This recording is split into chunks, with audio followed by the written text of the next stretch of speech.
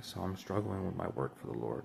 I don't want to write tonight. I don't want to read tonight for whatever reason. So I prayed that the Lord provide some clarity and push the fog away, and then guide me to a passage because I'm struggling to read. And He brings me to the book of Habakkuk, I guess this is his name. Told me to read chapter 2, all of chapter 2. But the first 4 verses are for me, but out of transparency, I'm going to read them too. So he said, I'll tell you what it is at the end.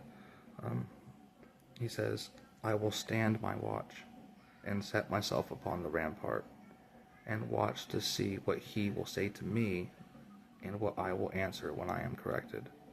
Then the Lord answered me and said, write the vision and make it plain on tablets, that he may run who reads it, for the vision is yet for an appointed time.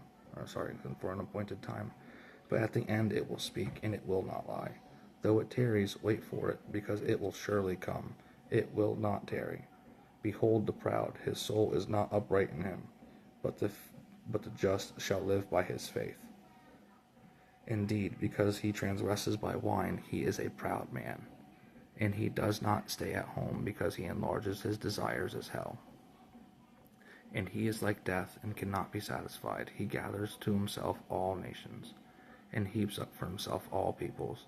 Will not all these take up a proverb against him, and taunting riddles against him, and say, woe to him who increases, what is not his, how long? And to him who loads himself with many pleasures, will not your creditors rise up suddenly? Will they not awaken who oppress you, and will you become their booty?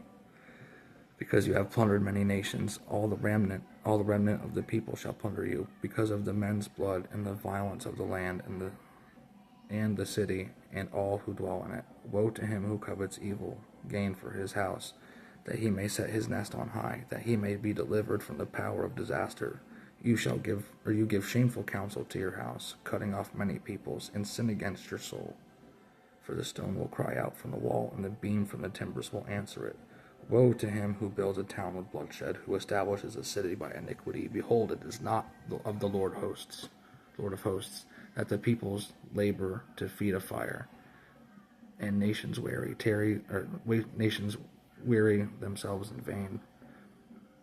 For the earth will be filled with the knowledge of the glory of the Lord, as the waters cover the sea. Woe to him who gives drink to his neighbor, pressing him to your bottle, even to make him drunk, that you may look upon his nakedness. You are filled with the shame instead of glory. You also drink and be exposed as uncircumcised. The cup of the Lord's right hand will be turned against you, and utter shame will be on your glory. For the violence done to Lebanon will cover you, and the plunder of beasts which made them afraid because of men's blood, and the violence of the land and the city and all who dwell in it. What profit is the image that its maker should carve it? The molded image, a teacher of lies, that a maker of its mold should trust in it to make mute idols. Woe to him who says to the wood, awake, to the silent stone, arise, and it shall teach. Behold, it is overlaid with gold and silver, yet there is no breath in it at all. But the Lord is in his holy temple. Let all the earth keep silence before him. So this is a warning to America and Israel about the conflicts coming in the Middle East with Lebanon, and there is going to be coming a pending judgment upon these nations that are trying to expand their territories out of violence and greed. Again, this reaches back to what I was saying about Trump being one of the seven-headed beasts, or the heads of the seven-headed beast that gets wounded.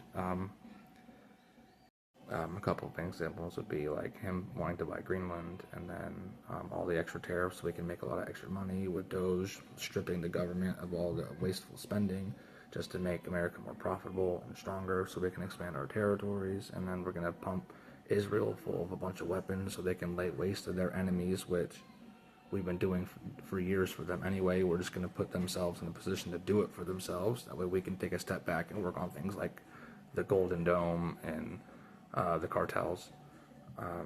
Again, I am working on a larger piece that he is having me work on that has to do with everything from America rising as a second kingdom to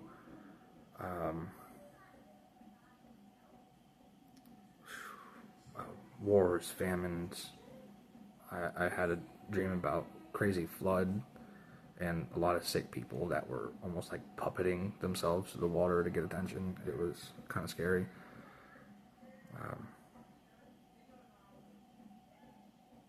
Yeah, just keep the faith. Keep the faith. When things look hard, just call on Jesus. Yahweh's a good God. He'll be there for you. Just call on him.